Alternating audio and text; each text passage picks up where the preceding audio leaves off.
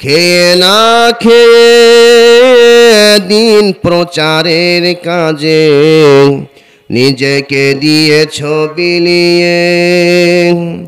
তাই ফের কাফেরেরা চিনল না এ আলো, দুষ্ট ছেলেদের পিছু দিল লেলিয়ে।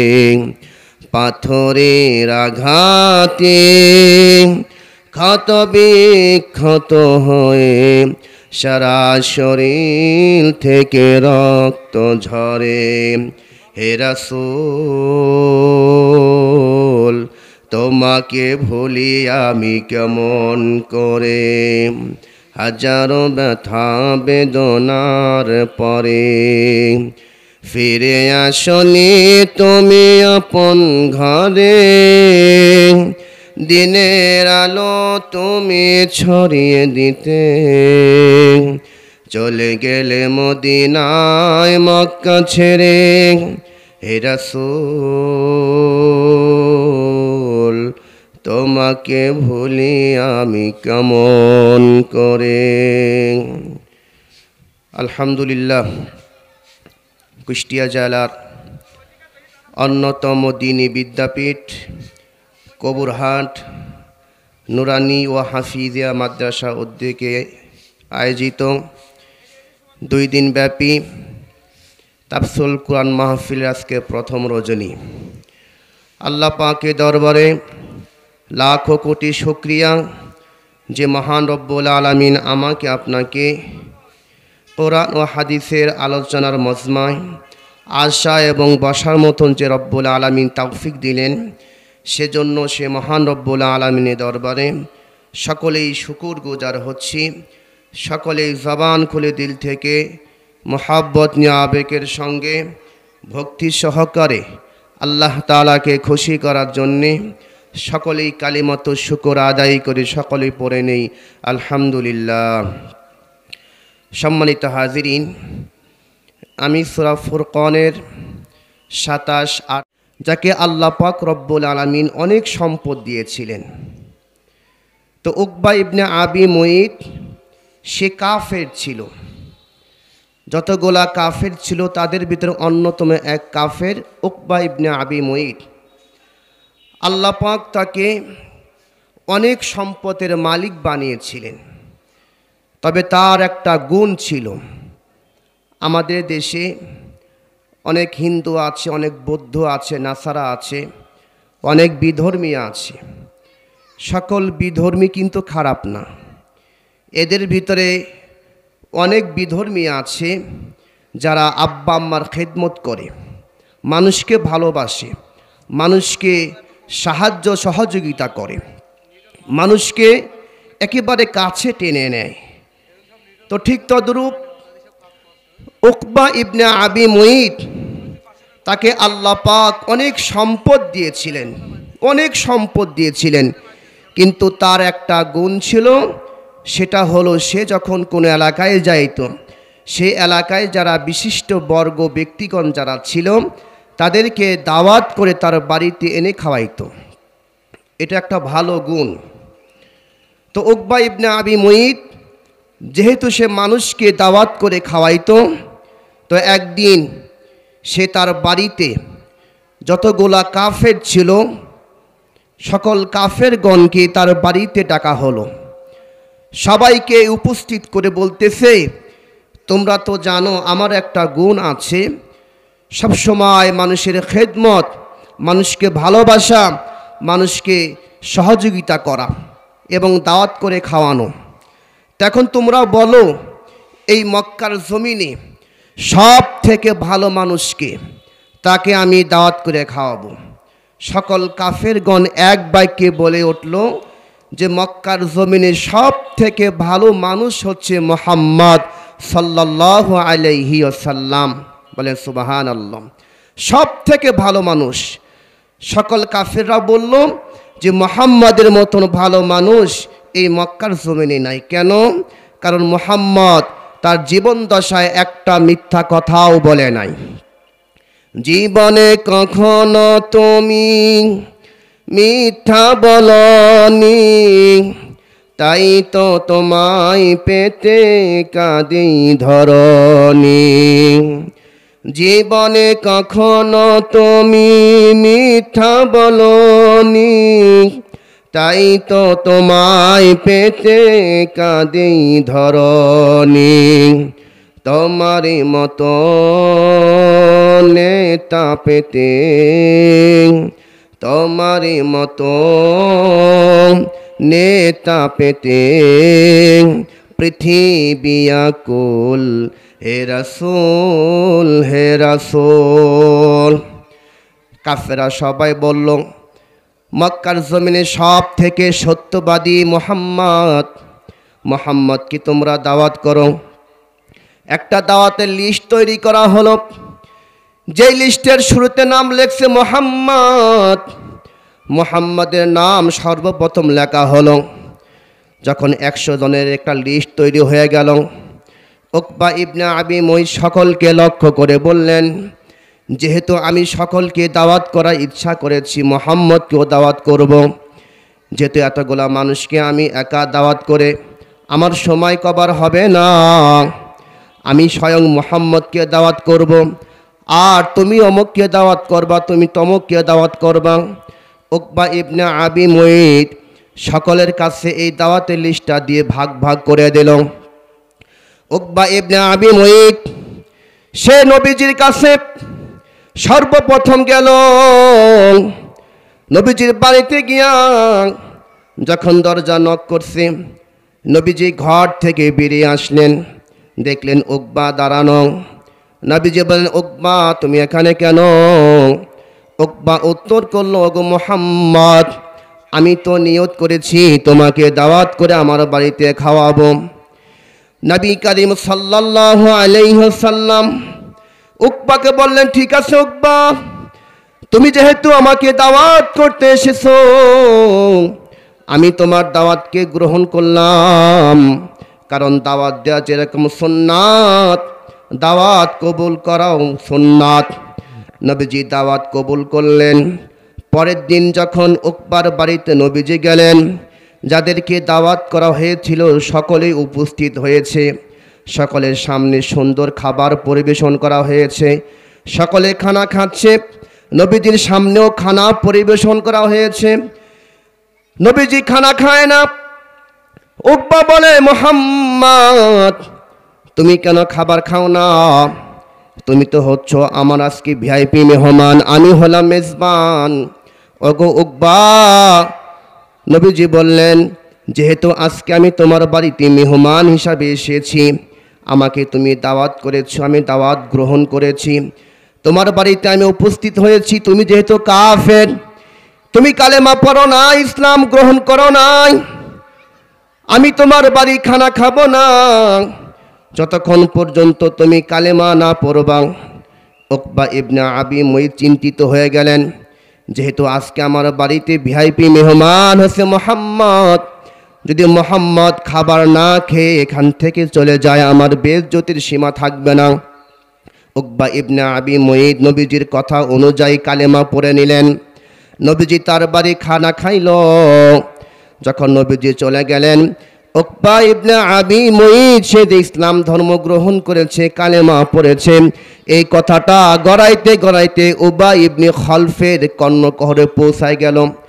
যেহেতু উবাই ইবনে খলফ উকবার ছোটবেলার বন্ধু, যখন উবাই শুনেছে উকবা নবীজির কালেমা পড়েছে, উবাই উকবার বাড়িতে এসেছে, বলে, উকবা তুমি নাকি মুহাম্মাদের কালেমা গ্রহণ করেছো, কবুল করে নিয়েছো? উকবা উত্তর করল, হ্যাঁ বন্ধু, আমি তো মুহাম্মাদের কালেমা কবুল করে নিয়েছি। উবাই বলে, উকবা, যে মক্কার জমিনে মুহাম্মাদও থাকবে, আমিও থাকব, মুহাম্মাদের কালেমা তুমি গ্রহণ করেছো, তোমার সঙ্গে আর আমার বন্ধুত্ব থাকতে পারে না। উকবা বলো, উবাই কেন কেন? ছোটবেলা থেকে তুমি আর আমি একসঙ্গে বড় হয়েছি, তোমার সঙ্গে আমার বন্ধুত্ব থাকবে। উকবাই তখন উকবাকে বলল, না না, যেহেতু তুমি উকবা, উবাই উকবাকে বলতেছে তুমি মুহাম্মাদের কালেমা গ্রহণ করছো, তোমার সঙ্গে আজ থেকে আমার বন্ধুত্ব থাকবে না। উকবা বলে, না বন্ধু, তোর সঙ্গে আমার বন্ধুত্ব থাকবে। উবাই উকবাকে বলতেছে, যদি তুমি কালেমা বাদ দাও তোমার সঙ্গে আমার বন্ধুত্ব টিকে থাকবে। উকবা তখন উবাইকে বলো, ঠিক আছে বন্ধু, যাও, আমি এখনই কালেমা বাদ দিয়ে দিলাম। উবাই উকবাকে বলতেছে, তুমি যেরকম জনসম্মুখে মুহাম্মাদের কালেমা গ্রহণ করে নিয়েছ, তোমাকে এই কালেমা বাদ দিতে হলে জনসম্মুখেই তোমাকে বাদ দেওয়া লাগবে। শুধু জনসম্মুখে বাদ দিলেই হবে না, যে জিব্বা নারায়া নারায়া তুমি মুহাম্মাদের কালেমা পড়েছ, সে জিব্বা দিয়ে থুতু বের করে মুহাম্মাদের মুখে থুতু নিক্ষেপ করতে হবে। আর মুহাম্মদকে বলতে হবে, মুহাম্মদ, আজ থেকে তোমার কালেমা আমি বাদ দিয়ে দিলাম। এদিক দারুন নদওয়ায় নবী করিম সাল্লাল্লাহু আলাইহি ওয়াসাল্লাম এবং সাহাবা একরাম সকলে বসে আছে, তারা দিনে আলোচনা করতেছে। এমন মুহূর্তে উবাই ইবনে খালফ এবং উকবা ইবনে আবি মুঈত যখন নবীজির কাছে আসতেছে, নবীজির চেহারায় হাস্য উজ্জ্বল। কেন? কারণ গতকাল উকবা ইবনে আবি মুঈত সে ইসলাম ধর্ম গ্রহণ করেছে, কালেমা পড়েছে। নবীজি তো হয়তো বুঝতে পেরেছেন যে গতকাল উকবা ইসলাম ধর্ম গ্রহণ করেছে, আজকে উবাই ইবনে খালফকেও মুসলমান বানাবার জন্য আমার কাছে নিয়ে আসতেছে। নবী করিম সাল্লাল্লাহু আলাইহি ওয়াসাল্লাম দাঁড়িয়ে গেলেন। নবীজি উকবার দিকে ধীরে ধীরে হেঁটে গেলেন। যখন উকবার মুহাম্মদ সাল্লাল্লাহু আলাইহি ওয়াসাল্লাম যখন এক জায়গায় হয়ে গেল, উকবা তখন নবীজির দিকে লক্ষ্য করে মুখে থুতু নিক্ষেপ করে আর বলে, মুহাম্মদ, আজ থেকে তোমার কালিমা আমি বাদ দিয়ে দিলাম। বলে, নাউযুবিল্লাহ, হে মুহাম্মদ, আজ থেকে তোমার কালিমা আমি বের করে তোমার কালিমা আর আমি রাখতে চাই না, তোমার কালিমা আজ থেকে আমি বাদ দিয়ে দিলাম। যখনই নবীজির মুখে থুতু নিক্ষেপ করছে, নবীজির চোখ বেয়ে পানি ঝরা শুরু হয়ে গেছে, অন্তর ফাটা ভাব, নবীজি জবান দিয়ে কথা বের হয় না। আল্লাহ পাক রব্বুল আলামিন তখন নবীজিকে সান্ত্বনা দিয়ে বলে, গো পয়গম্বর, আপনি চিন্তিত হয়েন না, পেরেশানি হয়েন না। যেই উকবা আপনার মুখে থুতু নিক্ষেপ করেছে, এই উকবা কিয়ামতের দিন সে তার হাত কামড়াবে, হাত দংশন করতে থাকবে আর বলতে থাকবে, যদি আমি দুনিয়াতে মুহাম্মাদেরকে অনুকরণ করতাম তাহলে আজকে আমার কিয়ামতের দিন এই অবস্থা হতো না। উকবা ইবনে আবি মুঈত এমন একটা চেহারা থুতু নিক্ষেপ করেছে, যেই চেহারা আল্লাহ পাক রব্বুল আলামিন দুনিয়ায় কাউকে দেয় নাই। এত সুন্দর চেহারা আল্লাহ পাক নবী করিম সাল্লাল্লাহু আলাইহি ওয়াসাল্লামকে দিয়েছেন। মা আয়েশা সিদ্দিকা রাদিয়াল্লাহু তাআলা আনহা বলেন যে একদিন অন্ধকার আমার ঘরে একটি সূচ হারিয়ে গেল। অন্ধকারের ভিতরে আমি আমার হারানো সূচটা খুঁজে পাচ্ছি না। হঠাৎ করে নবীজি যখন ঘরের ভিতরে প্রবেশ করলেন, ঘরটা সঙ্গে সঙ্গে আলোকিত হয়ে গেল, যে আলোর ভিতরে আমি আমার হারানো সূচটা খুঁজে পাইলাম। এত সুন্দর চেহারা আল্লাহ পাক নবীকে দিয়েছিলেন। একদিন মা আয়েশা সিদ্দিকা রাদিয়াল্লাহু তাআলা আনহাকে বলা হলো, ওগো মা আয়েশা, মিশরের মেয়েরা ইউসুফ আলাইহিস সালাতু ওয়াস সালামের চেহারা দেখে হাতের আঙ্গুলি কেটে ফেলেছিল।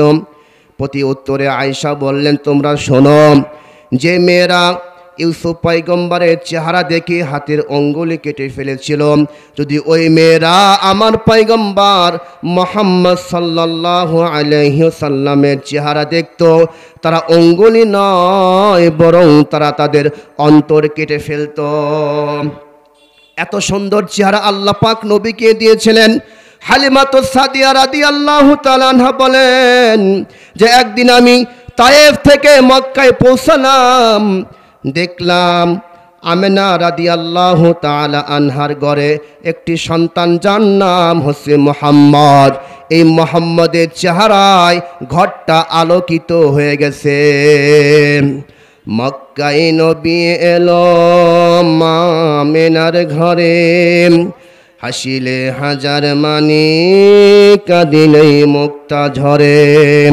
মক্কায় নবী এলো মা আমেনার ঘরে, হাসিলে হাজার মানি কাঁদিলেই মুক্তা ঝরে। মা আমেনা তখন উত্তর করলেন, ওগো হালিমা, আমি কত সন্তানকে দেখলাম, আমার সন্তান মুহাম্মদের মতন এত সুন্দর চেহারার সন্তান আমি কখনো দেখি নাই।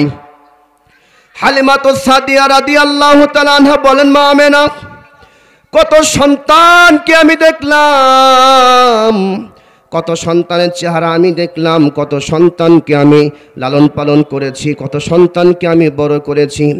ওগো মা আমেনা, তুমি শোনো, মুহাম্মদের মতন এত সুন্দর চেহারার সন্তান আমি কখনো দেখি নাই। কিছুক্ষণ পরে আব্দুল মুত্তালিব আসলাম।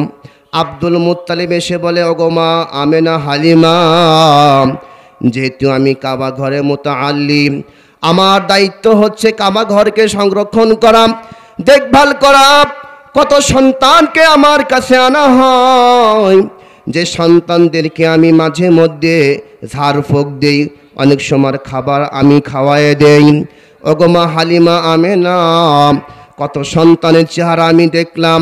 আমি তো অনেক সময় মিশর যাই, অনেক সময় সিরিয়া যাই, ইরাকে যাই, কত দেশ আমি সফর করলাম, কত সন্তানে আমি চেহারা দেখলাম। মা আমেনা, হালিমা, তোমরা শোনো, মুহাম্মদের মতো এত সুন্দর চেহারার সন্তান আমি কখনো দেখি নাই। তারপরে জিবরাইল আমিন আসলেন, এসে বললেন, আব্দুল মুত্তালিব, আমি তো জান্নাত দেখেছি, আমি জাহান্নাম দেখেছি, আমি আদমকে দেখেছি, আমি নূহকে দেখেছি, আমি ইব্রাহিমকে দেখেছি, আমি মুসাকে দেখেছি, আমি ঈসাকে দেখেছি। ওগো আব্দুল মুত্তালিব, আদম পয়গম্বর থেকে নিয়ে ঈসা পয়গম্বর পর্যন্ত সকল নবীগণকে আমি দেখেছি। ওগো আব্দুল মুত্তালিব, আমি বলতেছি, মুহাম্মদের মতো এত সুন্দর চেহারার মানুষ আমি কখনোই দেখি নাই। আল্লাহ পাক রব্বুল আলামিন তখন জিব্রাইলকে বলেন, জিব্রাইল, তুমি দেখবা কেমনে আমি মুহাম্মদের মতন এত সুন্দর চেহারা কাউকেই দেই নাই। সুবহানাল্লাহ বলেন। এত সুন্দর চেহারা আল্লাহ পাক নবীকে দিয়েছিলেন। কত সুন্দর চেহারা কিতাবে এসেছে। হালিমাতু সাদিয়া রাদিয়াল্লাহু তাআলা আনহার একটা মেয়ে ছিল, নাম ছিল সীমা। এই সীমা প্রত্যেকটা দিন বকরি চড়াইতে যায়। একদিন বাড়িতে আসতে দেরি করেছে। হালিমাতু সাদিয়া রাদিয়াল্লাহু তাআলা আনহা সীমাকে ধমক দিয়েছে, বকা দিয়েছে। কারণ মেয়ে মানুষ যখন বাইরে থাকে একটু টেনশন হয়। যখন বাড়িতে আসতে দেরি করেছে, হযরত হালিমা সীমাকে বকা দিয়েছে। সীমা বলতেছে, যাও মা, আমি আর বকরি চালাবো না, বকরি চালাবার মতো না, আমার আর কোনো ক্যাপাসিটি নেই, তুমি তোমার বকরিকে তুমি সামলাও, আজ থেকে আমি আর বকরি চড়াবো না। হযরত হালিমা বললেন, যদি তুমি বকরিগুলা না চড়াও তাহলে তোমার কুরাইশি ভাই মুহাম্মদ না খেয়ে মারা যাবে। হযরত সীমা মুহাম্মদ সাল্লাল্লাহু আলাইহি ওয়াসাল্লামকে খুব মহব্বত করত, খুব ভালোবাসত। যখনই শুনেছে মুহাম্মদ সাল্লাল্লাহু আলাইহি ওয়াসাল্লাম না খেয়ে মারা যাবে, সীমা বলল, ঠিক আছে মা, যাও, আমি আমার ভাইকে বাঁচাবার জন্যে বকরিগুলা চড়াবো। তবে শর্ত হলো, ওগো মা, এখন থেকে আমি আর একলা বকরি চড়াইতে যাব না, বরং আমি আমার কুরাইশি ভাই মুহাম্মদকে নিয়ে যাব। হযরত হালিমা বললেন, তুমি তো একাই বকরি সামলাইতে পারো না, আবার ভাইয়াকে নিয়ে যাবা। হযরত সীমা বলেন, মা, আমি তোমাকে পূর্বের ঘটনা শোনাই নাই? ওগো মা, যখন ইতিপূর্বে আমি আমার কুরাইশি ভাইকে নিয়ে বকরি চড়াবার জন্য মাঠের দিকে রওনা হয়েছি, সকল বকরিগুলাকে টান দেওয়ার লাগে নাই, ধরার লাগে নাই, সকল বকরিগুলা লাইন ধরে ধরে আমাদের পিছনে চলা শুরু করছে। ওগো মা, যখন মাঠে পৌঁছালাম, সকল বকরিগুলাকে মাঠে ছেড়ে দিয়ে আমি আমার কুরাইশি ভাইকে নিয়ে বসে আছি। আমি আমার কুরাইশি ভাইয়ের চেহারা দেখতেছি, আল্লাহ পাক কত সুন্দর করে আমার কুরাইশি ভাইয়ের চেহারা দিয়েছে, কত সুন্দর করে আল্লাহ পাক আমার কুরাইশি ভাইকে বানিয়েছে। ওগো মা, বকরিগুলাকে ছেড়ে দিয়ে আমি আমার কুরাইশি ভাইয়ের চেহারা দেখতে আসি। ওগো মা, কখন যে সন্ধ্যা হয়ে গেছে আমি বুঝতেই পারি নাই। হঠাৎ করে আমার মনে হলো, না জানি বকরিগুলো হারায় গেল কিনা। ওগো মা, কুরাইশি ভাইয়ের চেহারা থেকে যখন আমি মুখটা সরালাম, দেখি মা সকল বকরিগুলা লাইন ধরে ধরে আমার কুরাইশি ভাইয়ের চেহারা দিকে তাকিয়ে আছে। এত সুন্দর চেহারা আল্লাহ পাক নবীকে দিয়েছিলেন, এত সুন্দর চেহারা আল্লাহ পাক নবীকে দিয়েছিলেন। এজন্য আমরা নবী করিম সাল্লাল্লাহু আলাইহি ওয়াসাল্লামকে মহব্বত করব, ভালোবাসবো। যখন উকবা ইবনে আবি মুঈত নবীজির মুখে যখন থুতু নিক্ষেপ করলো, আল্লাহ পাক তখন এই আয়াতে কারিমা নাজিল করলেন, ইয়াউমা ইয়া'আদ্দু যালিমু আলা ইয়াদাইহি ইয়াকুলু ইয়া লাইতানি ইত্তাখাযতু মা'আর রাসূলি সাবিলা ইয়া ওয়াইলাতা লাইতানি লাম আত্তাখিয ফুলানান খলিলা লাকাদ আদাল্লানি আনিয যিকরি বা'দা ইয জাআনি ওয়া কানা আশ-শাইতানু লিল ইনসানি খাযুলা। আল্লাহ পাক রব্বুল আলামিন তখন এই তিনটে আয়াতে কারিমা নাজিল করলেন। আল্লাহ পাক পয়গম্বরকে বলল, গো পয়গম্বর, আপনি চিন্তিত হয়েন না, পেরেশানি হয়েন না।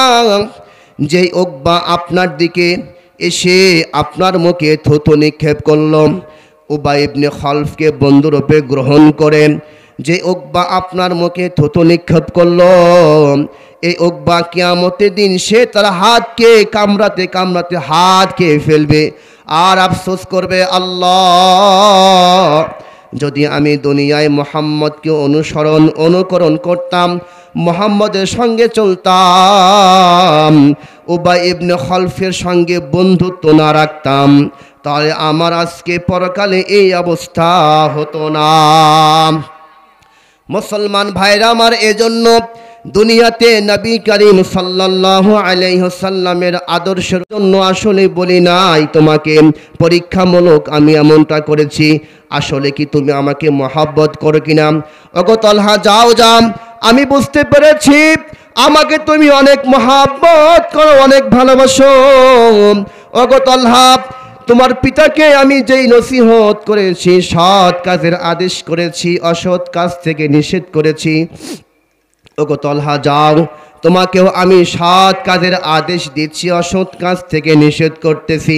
ওগো তলহা, তুমি সৎ কাজ করবে, অসৎ কাজ করবা না। যখন তলহা এবং বারা রাদিয়াল্লাহু তাআলা আন উভয় যখন বাড়িতে চলে আসলেন, কিছুদিন পরে তলহা অসুস্থ হয়ে পড়লেন। এই অসুস্থতার কথা নবীজির কাছে পৌঁছানো হলো। নবী করিম সাল্লাল্লাহু আলাইহি ওয়াসাল্লাম তলহার অসুস্থতার কথা শুনে যখন বারা রাদিয়াল্লাহু তাআলা আনহুর বাড়ি চলে গেলেন, দেখলেন বারা রাদিয়াল্লাহু তাআলা আন উনি বারান্দায় বসে বসে কাঁদতেছে। নবীজি তলহার বাবা বারাকে বলল, গো বারা, এখন তলহার কি অবস্থা? বারা রাদিয়াল্লাহু তাআলা আনহু বললেন, গো পয়গম্বর, তলহা অনেক অসুস্থ, আমার মনে হয় তলহা বেশি দিন বাঁচবে না। নবী করিম সাল্লাল্লাহু আলাইহি ওয়াসাল্লাম যখন ঘরে প্রবেশ করলেন, দেখলেন তলহার যে অবস্থা, মনে হয় বেশি দিন আর তলহা বাঁচবে না। নবীজি তলহার জন্য দোয়া করলেন, ঘর থেকে বেরিয়ে আসলেন। বারা রাদিয়াল্লাহু তাআলা আনহুকে বললেন, গো বারা, আমি তলহার যে অবস্থা দেখলাম, আমার তো মনে হয় তলহা হয়তো বাঁচবে না। ওগো বারা, তুমি শোনো, যদি তলহা মৃত্যুবরণ করে, এই মৃত্যুর সংবাদ আমার কাছে পৌঁছায় দিবা। আমি নিজে এসে তলহাকে গোসল করাবো, কাফনের কাপড় পরাবো, জানাজার নামাজ আমি নিজেই পড়াবো। ওগো বারা, তুমি এই কাজটা কিন্তু অবশ্যই করবা। বারা রাদিয়াল্লাহু তাআলা আনহুকে বলে যখন নবীজি চলে গেলেন, কিছুদিন পরে তলহা মৃত্যুবরণ করলেন। এই মৃত্যুর সংবাদ নবীজির কাছে পৌঁছানো হলো না। নবীজি যখন শুনলেন যে তলহা মারা গেছে, এদিক দিয়ে বারা রাদিয়াল্লাহু তাআলা আন তলহাকে গোসল করালেন, কাফনে কাপড় পরালেন, জানাজার নামাজ কমপ্লিট করে দাফন কার্য সম্পন্ন করে নবীজির কাছে সংবাদ পাঠানো হলো। নবী করিম সাল্লাল্লাহু আলাইহি ওয়াসাল্লাম যখন আসলেন, বারা রাদিয়াল্লাহু তাআলা আন সঙ্গে সাক্ষাৎ হলো। বারা রাদিয়াল্লাহু তাআলা আন বললেন, ওগো পয়গম্বর, এই দেখো তলহার কবর। নবীজি তখন তলহার কবর জিয়ারত করলেন, তলহার জন্য দোয়া করলেন। বারা রাদিয়াল্লাহু তাআলা আনহুকে বলো, গো বারা, আমি না তোমাকে বলেছিলাম তলহা মৃত্যুবরণ করলে এই মৃত্যুর সংবাদ আমার কাছে পৌঁছায়া দেবা? ওগো বারা, তুমি কেন আমার কাছে সংবাদ পৌঁছায়া দেয় নাই? বারা রাদিয়াল্লাহু তাআলা আনহু বললেন, ওগো পয়গম্বর, তলহা মৃত্যুবরণ করার পূর্বে আমাকে বললেন, আব্বু আমি জানি নবীজি আমাকে খুব মহব্বত করে, আমাকে খুব ভালোবাসে। ওগো আব্বু তুমি শোনো, যদি আমি দিনের বেলায় মৃত্যুবরণ করি এই মৃত্যুর সংবাদ নবীজির কাছে পৌঁছায়া দিবা। ওগো আব্বু যদি আমি রাত্রের বেলায় মৃত্যুবরণ করি তাহলে মৃত্যুর সংবাদ নবীজির কাছে পৌঁছায়া দিবা না? আমি বললাম, কেন আব্বু? তখন তলহা বললেন, আব্বু আমি জানি নবীকে আমাকে খুব মহব্বত করে, নবী আমাকে খুব ভালোবাসেন। দিনের বেলায় মৃত্যুবরণ করলে নবীজি আসবে, রাত্রের বেলায় মৃত্যুবরণ করলেও নবীজি আসবে। দিনের বেলায় মৃত্যুবরণ করলে কাফের মুশরিকরা আমার নবীকে দেখতে পাবে না, কষ্ট দিতে পারবে না। আর যদি রাত্রের বেলায় আমি মৃত্যুবরণ করি, কখনো কাফের মুশরিকরা নবীজিকে দেখতে পেলে অন্ধকারে পয়গম্বরকে আঘাত করবে, পয়গম্বরকে কষ্ট দেবে। আমি তলহা চাই না আমার কারণে নবীজি কষ্ট পাক। বলে সুবহানাল্লাহ। কারণ তলহা জানতেন অনেক সময় নবীজিকে কষ্ট দেওয়া হয়েছে, পয়গম্বরকে আঘাত করা হয়েছে, পয়গম্বর শরীরকে ক্ষত বিক্ষত করা হয়েছে। যেমন তায়েফের ময়দানে যখন নবীজি দাওয়াতের কাজে গিয়েছিলেন, তায়েফবাসীরা পয়গম্বরকে কষ্ট দিয়েছে, শরীর থেকে রক্ত ঝরিয়েছে। জিব্রাইল আমিন এসে বললেন, গো পয়গম্বর আপনি একটু আমাকে বলুন, এই তায়েফবাসীকে দুই পাহাড়ের মাঝখানে এনে এদেরকে পিষে ফেলে দেওয়া হবে। এরপর নবীজি বদদুয়া করে নাই, নবীজি বলেছেন, আল্লাহুম্মা হদি কওমি ফাইন্নাহুম লা ইয়ালামুন, আল্লাহুম্মা হদি কওমি ফাইন্নাহুম লা ইয়ালামুন। ওগো আল্লাহ, আমার কওমকে আপনি হিদায়াত দিন। কেন? কারণ তারা আমাকে চিনতে পারে নাই, আমার সম্পর্কে তারা বুঝতে পারে নাই। ওগো আল্লাহ, আমার কওমকে আপনি মাফ করে দেন। তাইব যাওয়ার পরও পয়গম্বর কখনো বদদুয়া করে নাই, কারণ অনেক সময় পয়গম্বরকে অনেক জায়গায় এরকম কষ্ট দেওয়া হয়েছে। কথা বলেন ঠিক কিনা? কত ব্যথা কত ভাবে সয়েছ যে তুমি, তোমারই খুনে লাল তায়েফের ভূমি। কত ব্যথা কত ভাবে সয়েছ যে তুমি, তোমারই খুনে লাল তায়েফের ভূমি। ফেরেশতা এসে চাই শাস্তির হুকুম, লোহ মাখা মুহাম্মদ প্রাণেতে হাসরাত। হে আল্লাহ ক্ষমা করম এ তায়েফবাসী, হে আল্লাহ ক্ষমা করম এ তায়েফবাসী। এরা চিনে নিত আমি যে মুহাম্মদ, হৃদয়ে মুহাম্মদ, চেতনায় মুহাম্মদ, জীবনে মুহাম্মদ, মরণে মুহাম্মদ। হৃদয়ে মুহাম্মদ, চেতনায় মুহাম্মদ, জীবনে মুহাম্মদ, মরণে মুহাম্মদ। তাইফে যাওয়ার পরে পয়গম্বরকে এত পরিমাণ কষ্ট দেওয়া হয়েছে, এখনও পয়গম্বর তাইফে গিয়ে একটি মসজিদ নির্মাণ করেছিলেন। সেই মসজিদের পাশে একটা বড় পাহাড় আছে। সেই পাহাড়ের উপর থেকে কাফেররা নবীজিকে মেরে ফেলার জন্য একটি পাথর ফেলেছিল। আল্লাহ পাকের কুদরতে সেই পাথরটা এখনও ঝুলন্ত অবস্থায় আছে, বলেন সুবহানাল্লাহ। পয়গম্বরকে কষ্ট দেওয়ার পরে যখন শরীর থেকে রক্তগোলা ঝরতেছিল, ক্ষত বিক্ষত শরীর নিয়ে পয়গম্বর সেই যে মসজিদটা নির্মাণ করেছেন তার পাশে একটা পাথর আছে। সেই পাথরের পাশে পয়গম্বর বসে গেলেন। পাথরটা সঙ্গে সঙ্গে মোমের মতন গলে গেছে, বলেন সুবহানাল্লাহ। তাহলে এত পরিমাণ কষ্ট দেওয়া হয়েছে। তলহা তো জেনেছেন যে আমার পয়গম্বর কেউ এরকম কাফেররা কষ্ট দিতে পারে। এজন্য তলহা তার আব্বুকে বললেন, আব্বু রাত্রে বেলায় মৃত্যুবরণ করলে এই মৃত্যু সংবাদ পৌঁছাবা না। কেন? কারণ কাফেররা আমার পয়গম্বরকে দেখতে পেলে কষ্ট দেবে। আমি চাই না তলহার কারণে আমার পয়গম্বর কষ্ট পাক, বলেন সুবহানাল্লাহ। তো সাহাবে একরাম কি পরিমাণ মহব্বত, কি পরিমাণ ভালোবেসেছেন নবীজিকে। আজকে আমরা নবীজির আদর্শ, নবীজির ভালোবাসা আমরা ভুলে গেছি, নাকি বলেন? আজকে আমরা এত জিনিসকে মহব্বত করি, কিন্তু নবীজিকে মহব্বত করার মতন কোনো আমাদের সে অবস্থা নেই। সম্মানিত হাজিরিন, যদি আমি আপনি পরকালে নাজাত পেতে চাই, পরকালে মুক্তি পেতে চাই, তাহলে অবশ্যই অবশ্যই আমাকে আপনাকে নবীজিকে মহব্বত করতেই হবে। কথা বলেন ঠিক কিনা? আজকে সেই নবীজির মহব্বত থেকে বহু দূরে সরে আসে আমরা। কেন? কারণ সবসময় আমাদের মাথায় কাজ করে বিধর্মীদেরকে নিয়ে চিন্তা, বিধর্মীদেরকে নিয়ে চিন্তা। বিধর্মীরা যা কিছু করতেছে আমরা তাই করতেছি। কেন? কারণ সবসময় শয়তান চায় যেন কোনো আল্লাহ পাকের বান্দা বান্দি তারা যেন নবীজিকে অনুকরণ না করতে পারে। যখনই কোনো বান্দা বান্দি নবীজিকে অনুকরণ করতে যায়, তখনই শয়তান আমাদেরকে ধোঁকা দেয়। যখনই আমরা নবীজির অনুসরণ থেকে যখন আমরা দূরে সরে যাই, তখন শয়তান হাততালি মারে, বলে নাউযুবিল্লাহ। কিভাবে? এটা মিসাল দিলে বুঝবেন। যে এক বাগানে এক বাঘ আর বানর বসবাস করত। প্রত্যেকটা দিন বানর বাঘের জন্য খাবার নিয়ে যায়। যা খাবার নিয়ে যায় সমস্ত খাবারগুলা বাঘ খেয়ে নেয়, বানরকে দেয় না।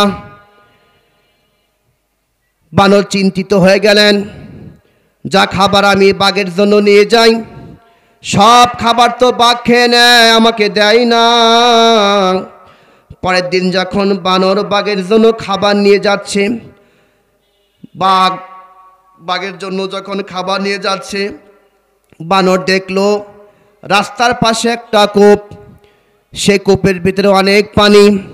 দেখবেন যতগুলা প্রাণী আছে, এই সকল প্রাণীর মধ্যে বিচক্ষণ প্রাণী হচ্ছে বানর, নাকি বলেন? বানরের খুব বুদ্ধি।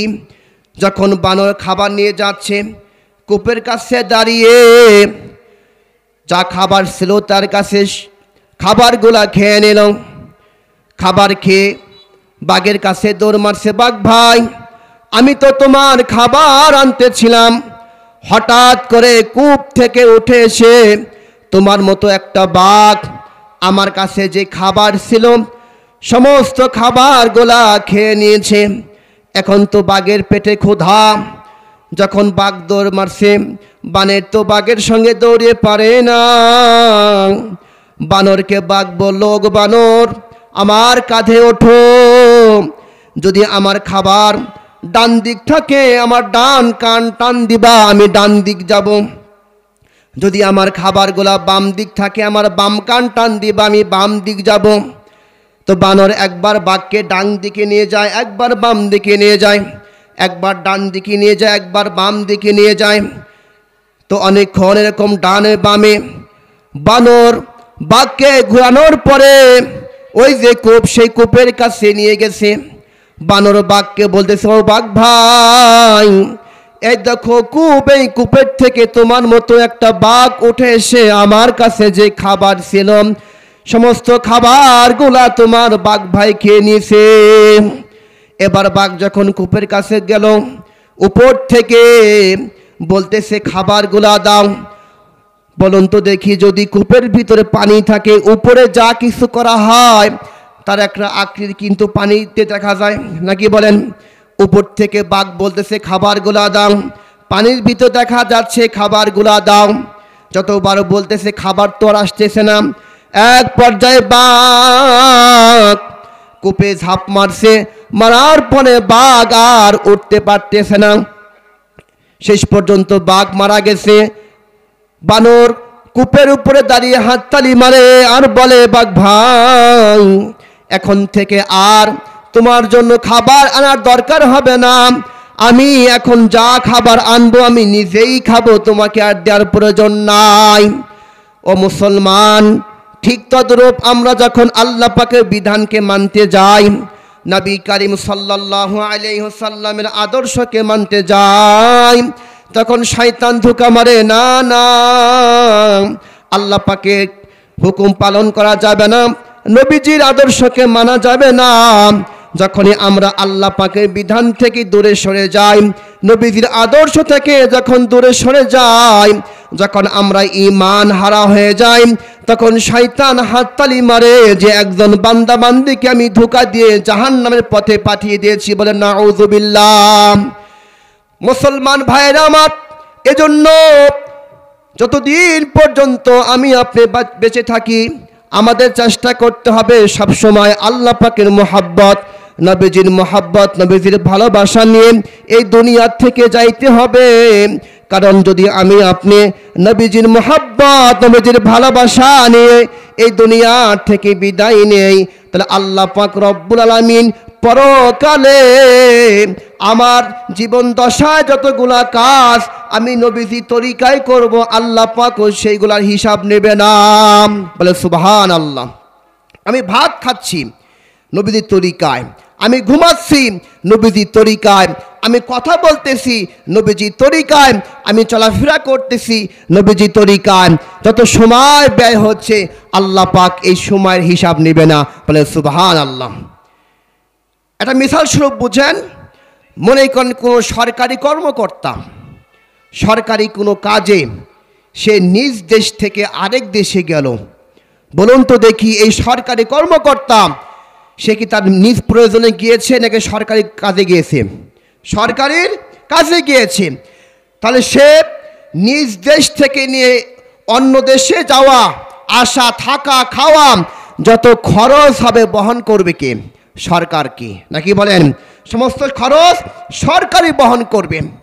পক্ষান্তরে যদি আমার নিজ প্রয়োজনে আমি এই কুষ্টিয়া থেকে চট্টগ্রাম যাই, আমার প্রয়োজনে আমার যাওয়া আসা, থাকা, খাওয়া, বলুন তো দেখে এই খরচ বহন করতে হবে কাকে?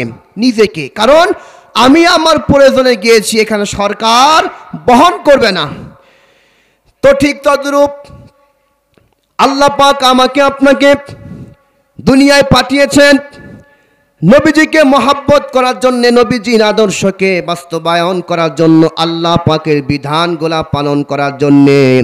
যখন আমি আপনি আমার প্রত্যেকটা কাজ নবী করিম সাল্লাল্লাহু আলাইহি ওয়াসাল্লামের তরিকা অনুযায়ী করব, যতগুলা সময় ব্যয় হবে, যতগুলা খাবার এরকম আমরা খাওয়ার পর অপচয় হবে, আল্লাহ পাক এইগুলার হিসাব নেবে না। বলেন সুবহানাল্লাহ। আর যদি আমার নিজ প্রয়োজনে আমি ইচ্ছা মতন খাইলাম, নবী তরিকা নাই, ইচ্ছা মতন ঘুমাইলাম, নবীজির তরিকা নাই, আমি ইচ্ছা মতন চলাফেরা করলাম, নবীজির তরিকা নাই, যত কাজ করলাম সেই কাজের মধ্যে নবীজির তরিকা নাই, তাহলে যতগুলা সময় ব্যয় হবে এই সময়ের কিন্তু হিসাব আল্লাহ তাআলার কাছে দিতে হবে। কথা বলেন ঠিক কিনা? মুসলমান ভাইরা আমার, এজন্য দুনিয়ায় থাকাকালীন নবীজিকে অনুকরণ করতে হবে, নবীজিকে ভালোবাসতে হবে। কারণ যখন আমি দুনিয়া থেকে মৃত্যুবরণ করে অন্ধকার কবরে যাব, আল্লাহ পাকের পক্ষ থেকে ফেরেশতা এসে বলবে, মান রব্বুকা ওয়া মান দীনুকা ওয়া মান নাবিয়ুকা। কথা বলেন ঠিক কিনা?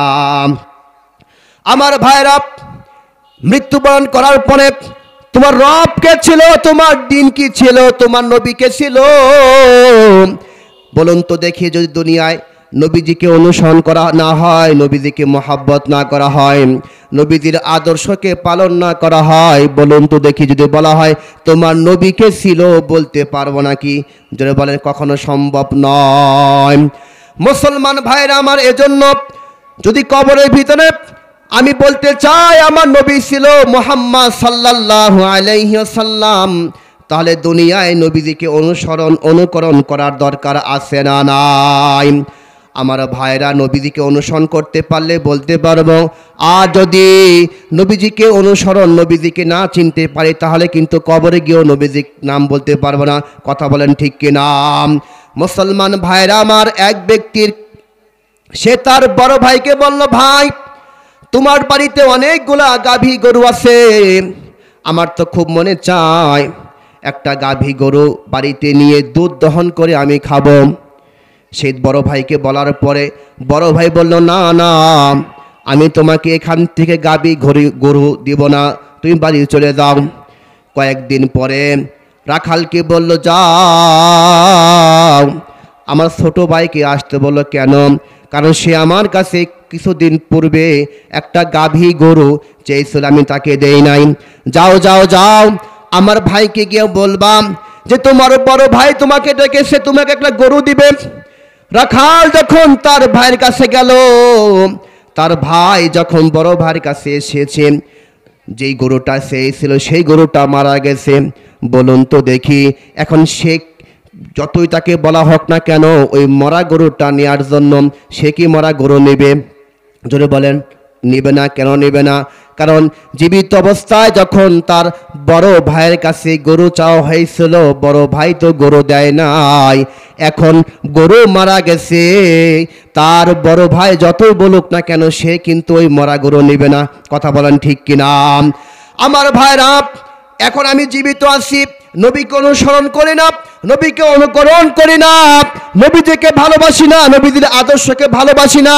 যখন মৃত্যুবরণ করার পরে অন্ধকার কবরে রাখা হবে, বিসমিল্লাহি ওয়া আলা মিল্লাতি রাসূলিল্লাহ যখন কবরে রাখা হবে, বলুন তো দেখি, আমার জবান থেকে কিন্তু আর নবীজির নাম বের হবে না, নবীজিও কিন্তু পরকালে আমার জন্য আর সুপারিশ করবে না। কথা বলেন ঠিক কিনা?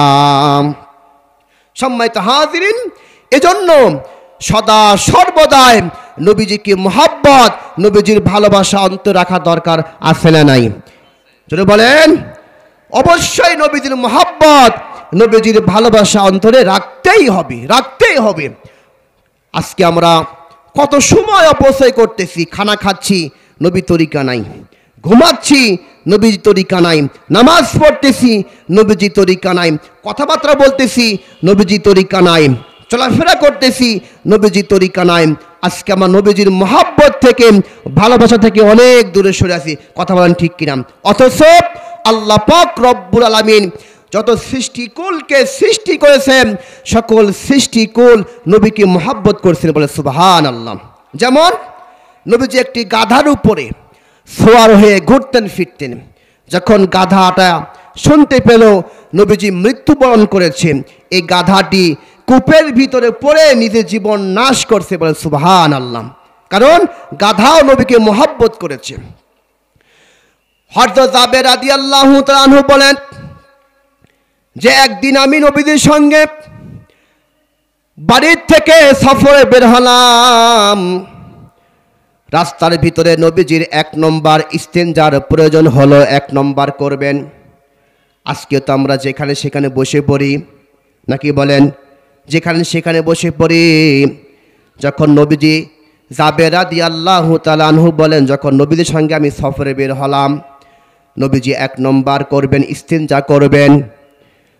নবীজি তখন জাবের রাদিয়াল্লাহু তাআলা আনহুকে বলে, জাবের, আমার তো ইস্তেঞ্জার প্রয়োজন হয়েছে, এতগুলা গাছগাছালি, আমার তো এখানে পেশাব করা সম্ভব হবে না। ওগো জাবের, তুমি গাছগুলো। আনাস রাদিয়াল্লাহু তাআলা আনহু বলেন, আমি একদিন দেখলাম নবীজি ঘুমিয়ে আছেন, একটি গাছ এসে নবীজিকে ছায়া দিচ্ছে। যখন নবীজির ঘুম ভেঙে গেল, গাছটা তার জায়গা মতন চলে গেল।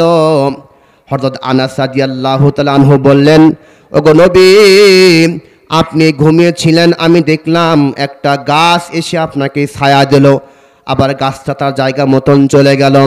নবীজি আনাসকে বলে, ওগো আনাস, এই গাছটা হচ্ছে আমার আশিক গাছ। বলেন সুবহানাল্লাহ। গাছও আমাকে মহব্বত করে, আমিও গাছকে মহব্বত করি। বলেন সুবহানাল্লাহ। এমনকি প্রাণী কোন নবীকে মহব্বত করতেন, ভালোবাসতেন। হাদিসে পাকে এসেছে, একটা ওট সে তার মালিকের কাছে থাকতো, সব সময় কাজ করত। সাহাবী এসে বলল, ইয়া পয়গম্বর, ইয়া রাসূলুল্লাহ, আমার কাছে যে ওটটা আছে, ওগো পয়গম্বর, সারাটা দিন আমিও কাজ করি, ওটও কাজ করে। কাজ শেষে যখন আমি বাড়িতে আসি, আসার পরে যখন আমি গোসল করে ফ্রেশ হয়ে খানা খেয়ে ঘুমায় যাই, আমার যে ওটটা আছে, ওটটা এমন বিকট আওয়াজ করে, যেই আওয়াজের কারণে আমি ঠিক মতন ঘুমাইতে পারি না, আমার ঘুম ভেঙে যায়। নবী করিম সাল্লাল্লাহু আলাইহি ওয়াসাল্লাম সাহাবীকে বলেন, যাও, আমি তো তোমার কথা শুনলাম, যাও তোমার উটকে আমার কাছে ডেকে আনো। যখন উটকে নবীজির কাছে ডেকে আনা হলো, উটটি নবীজির কাছে এসে আত্তাহিয়াতুর সুরতে বসে গেল। বলে সুবহানাল্লাহ। নবী করিম সাল্লাল্লাহু আলাইহি ওয়াসাল্লাম উটকে বলে, উট, তুমি নাকি তোমার মালিককে ঠিক মতন ঘুমাতে দাও না, তুমি নাকি তোমার মালিকের ঘুম ভাঙায়া দাও। আল্লাহ পাক রব্বুল আলামিন উটের জবান খুলে দিলেন। বলেন সুবহানাল্লাহ। উট পয়গম্বর সঙ্গে কথা বলতেছে, গো পয়গম্বর, আমার মালিকও কাজ করে, আমিও কাজ করি, আমার মালিক আমার কাছে আমানত, আমার উপরে যেই জিনিসগুলো রাখা হয় আমি চেষ্টা করি ঠিক মতন গন্তব্যে পৌঁছাবার জন্যে। ওগো পয়গম্বর, আমার মালিক আমাকে দিয়ে কাজ করায়, আমি ঠিক মতন কাজ করি, আমার মালিকও কাজ করে, আমিও কাজ করি। ওগো পয়গম্বর, কাজ সেরে যখন বাড়িতে আসা হয়, আমার মালিক সুন্দর করে গোসল করে খানা খেয়ে মাগরিবের নামাজ আদায় করার পরে আমার মালিক ঘুমায়া যায়, ঈশার নামাজ ঠিক মতন আদায় করতে পারে না। ওগো পয়গম্বর, যেহেতু আমার মালিক ঠিক মতন ঈশার নামাজ পড়তে পারে না, ঘুমায় পড়ে, আর আমি আমার মালিকের কাছে থাকি, ওগো পয়গম্বর, আমার ভয় হয় কিয়ামতের দিন যদি আল্লাহ পাক আমাকে জিজ্ঞাসা করে, ওগো উট, তোমার মালিক তোমার কাছে তোমার পাশেই ঘুমাইতো, ঠিক মতন ঈশার নামাজ পড়তো না, যদি আমার আল্লাহ আমাকে প্রশ্ন করেন আমি কি জবাব দেব? আমি চাই না কখনো আল্লাহ তাআলার কাছে আমাকে জবাবদিহি করতে হয়। আল্লাহু আকবার বলেন। একটা উট নবীজিকে অনুসরণ, নবীকে মহব্বত, নবীকে ভালোবেসেছেন। আজকে আমরা সে রব্বুল আলামিনের বিধান মানতে পারতেছি না, সেই নবীজির অনুসরণ অনুকরণ করতে পারতেছি না। কথা বলেন ঠিক কিনা? সম্মানিত হাজিরিন, এজন্য মৃত্যুবরণ করার আগেই আমাকে আপনাকে নবীজিকে অনুসরণ অনুকরণ করতে হবে। কথা বলেন ঠিক কিনা? অথচ সাহাবে একরাম সবসময় নবীকে ভালোবেসেছেন, নবীজিকে অনুসরণ অনুকরণ করেছেন, নবীজির সুন্নতকে মহব্বত করেছেন। সব জায়গায় আমাকে আপনাকে সুন্নতকে অনুসরণ অনুকরণ করা দরকার আছে না নাই? সুন্নাতে শুধু নয় মাজলুম সহায়ক, সুন্নাত উহুদের জালিমের প্রতিরোধ, সুন্নাতে শুধু নয় নির্জনে ধ্যানে যাওয়া, আর সুন্নাত হলো পাথরের আঘাত খাওয়া, মুহাব্বতে তার স্বাধীনের সাথী তুমি, মোহাব্বতে তার স্বাধীনের সাথী তুমি, দুর্দিনেও তার পাশে থাকো কি।